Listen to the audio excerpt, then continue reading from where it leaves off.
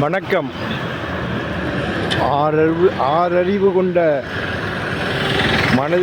மனித இனத்தினால் விஞ்ஞான அபிவிருத்தியும் போக்குவரத்தும் மருத்துவத்துறை அபிவிருத்தியும் பல ஏற்பட்டு பல சாதனைகளை பெற்று வந்தாலும்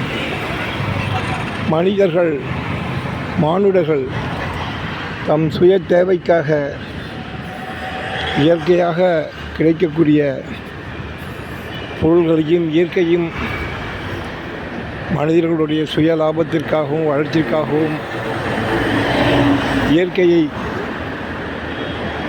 தெரியாமலே கொஞ்சம் கொஞ்சமாக அழித்து வருவதாகவே ஒரு புறம் தோன்றுகிறது. குருடாயில் என்பது எங்கேயோ ஒரு இடத்துல பூமியில் கிடைச்சாலும் கூட அது பெட்ரோலாக போய் பெட்ரோல் தேவை நாளுக்கு நாள் அதிகரிக்கிறது. அப்படி இது பண்ணுறோம். நல்ல பெரிய பெரிய மலைகளெல்லாம் இன்றைக்கி காணோம். மலைகளெல்லாம் கிரானைட்ஸ் ஆகும். ரோடு போடுற கப்பிலேருந்து ஜல்லி வரைக்கும் எல்லாமே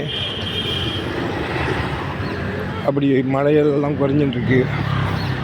ஆறுகளெல்லாம் மணல் நிறைந்த ஆறுகளெல்லாம் இன்றைக்கி மணலெல்லாம் வற்றி போய் ரொம்ப நீர்நிலைகளெல்லாம் வருத்தப்படக்கூடிய அளவிற்கு மணல் மனிதர்களால் மனித இனத்தினால் சூறையாடப்படுகிறது. அதற்கு அப்பாலும் சூரிய ஒளி மின்சாரம் கிடைக்கிறது என்பது சூரிய ஒளியையும் இன்று நாம் பயன்படுத்தி வருகிறோம். இவ்வளவும் இது நமக்கு பஞ்சபூதங்கள் நீர் மின்சாரம், சூரிய மின்சாரம், சூரிய ஒளி மின்சாரம் மற்றும் பற்பல இயற்கையை நம்ம ஒரு நாளும் அது இயற்கை தந்த பரிசு என்று நம்ம கூறினாலும் அதையே நாம் பஞ்சபூதங்களாகவும் தெய்வங்களாகவும் இந்து மத கோட்பாட்டில் நம்பி வருகிறோம்.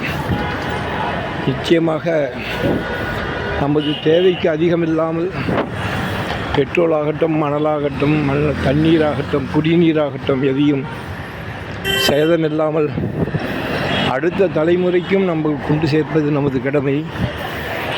வாகன தேவைகளையும் சரி, எல்லா தேவைகளையுமே மனிதர் தனக்கு தேவைக்கு அதிகமாக பயன்படுத்தாமல் அடுத்த தலைமுறைக்கும் விட்டு சென்றால் அது மிகுந்த பயனுள்ளதாக இருக்கும் என்பது எனது ஒரு ஆழ்ந்த கருத்து. குற்றம் குறையிருப்பின் மன்னிக்கவும். ராமசாமி ஃப்ரம் சென்னை. தேங்க்யூ.